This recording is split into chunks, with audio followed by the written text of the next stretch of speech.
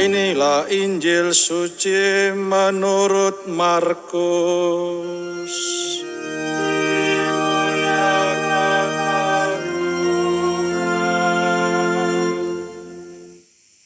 Seorang nabi dihormati di mana-mana kecuali di tempat asalnya sendiri.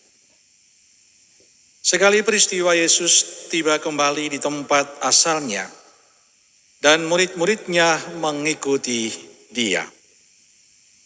Pada hari Sabat Yesus mengajar di rumah ibadat. Banyak orang takjub mendengar dia dan berkata, "Dari mana diperolehnya hal-hal itu? Hikmat apakah yang diberikan kepadanya? Bagaimanakah mujizat-mujizat yang demikian dapat diadakan oleh tangannya? Bukankah ia ini tukang kayu, anak Maria, saudara Yakobus, Yoses, Yudas, dan Simon? Bukankah saudara-saudaranya yang perempuan ada di sini bersama kita?" Lalu mereka kecewa dan menolak dia.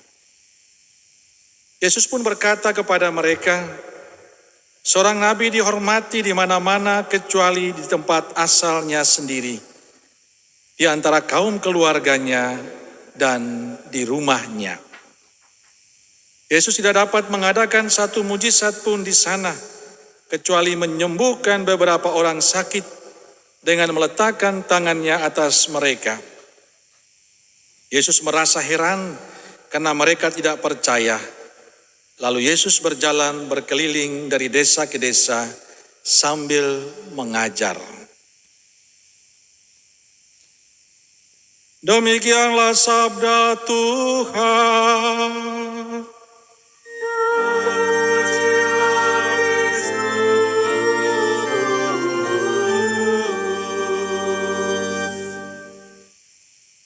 Para suster, bruder, Bapak Ibu, saudara-saudari, rekan-rekan muda, dan anak-anakku yang terkasih, selamat pagi berkah dalam.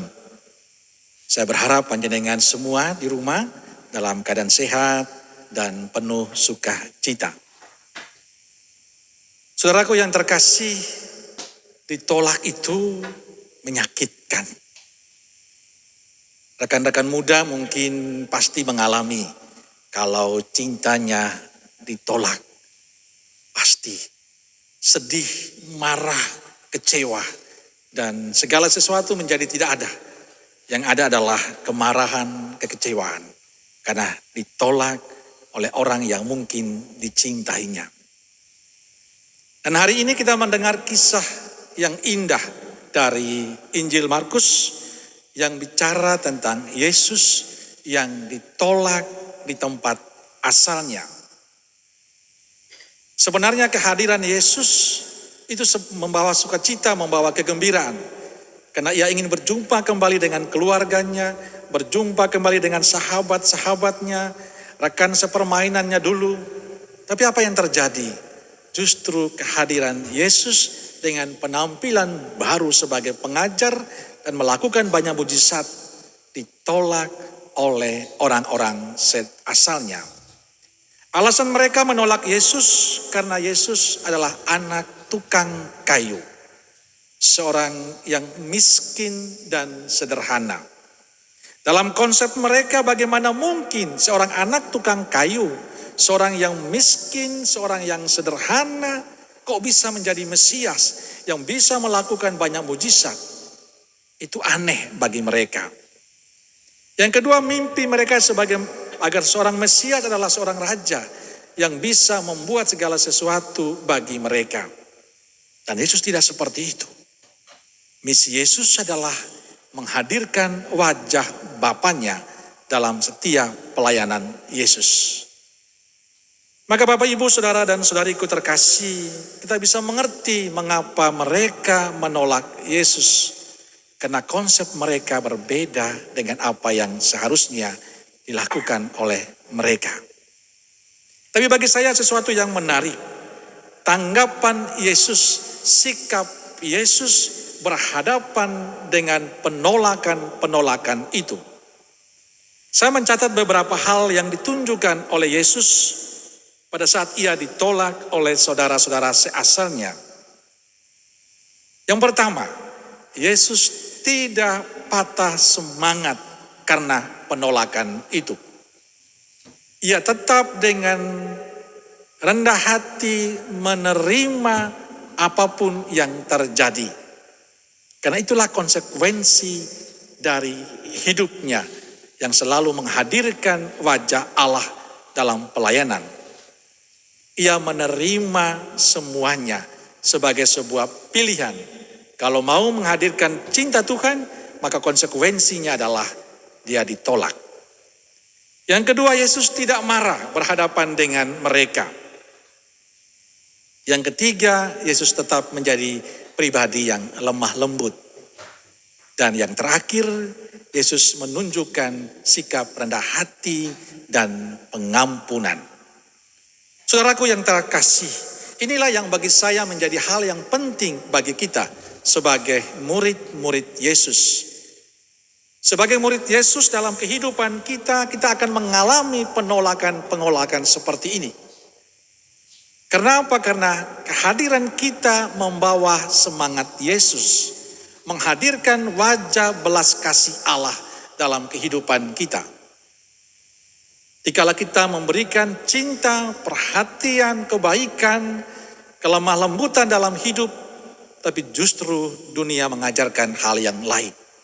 Kebencian, kemarahan, provokasi, dan hal lain-lainnya yang membuat hidup kita tidak nyaman.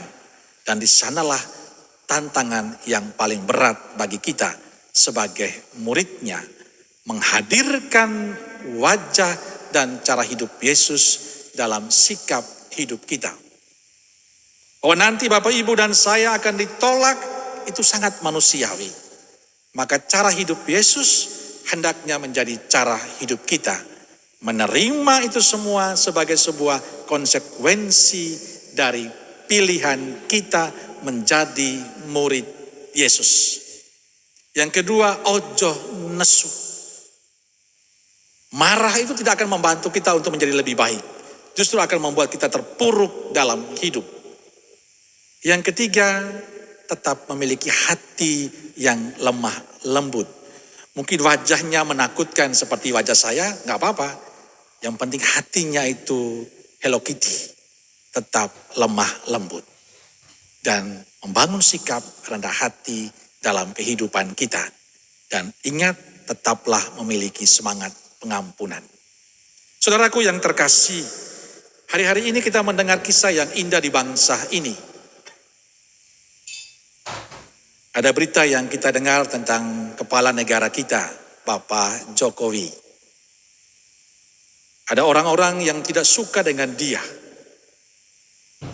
Dan banyak orang benci dengan kebijakan beliau. Dan bagi saya mengagumkan. Berhadapan dengan caci maki, dengan kebencian dan banyak hal yang terjadi, beliau tetap kalem, tetap tenang, tidak marah, tetap menghargai perbedaan itu. Di satu sisi beliau bukanlah seorang pengikut Yesus, tapi dia menghidupi cara hidup Yesus dalam sikapnya. Berhadapan dengan segala macam provokasi, hidupnya dihibahkan untuk bangsa ini. Menyelamatkan anak bangsa ini dari COVID, membuat kebijakan untuk ekonomi bangsa ini, dan semuanya dilakukan dengan hati. Lalu bagaimana dengan kita?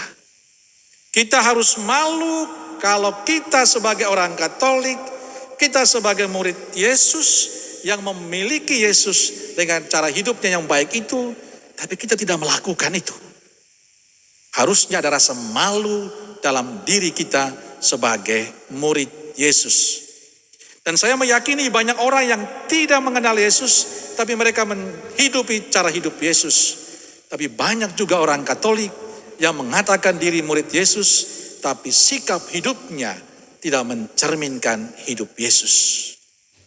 Dan hari ini Injil menggugah hati Anda dan saya, supaya kita sungguh-sungguh memberikan contoh seperti yang dihidupi Yesus dalam kehidupan kita. Bapak Ibu harus ingat bahwa Anda dan saya sebagai murid Yesus akan mengalami banyak tantangan. Sejak zaman Yesus pun sudah mengalami demikian. Maka kalau itu terjadi pada diri kita, itulah bagian dari hidup kita, pilihan kita. Maka tidak perlu marah. Doakan mereka. Tetap memiliki hati yang lemah lembut, tetap rendah hati dan membangun semangat pengampunan dalam hidup kita. Dan saya percaya Tuhan yang memulai itu yang akan menyelesaikan semua yang kita mimpikan. Semoga Bapak, Ibu, Saudara dan Saudari, para suster dan bruder dalam tugas perutusan tetap menghadirkan wajah dan perbuatan Yesus kepada sesama kita. Amin.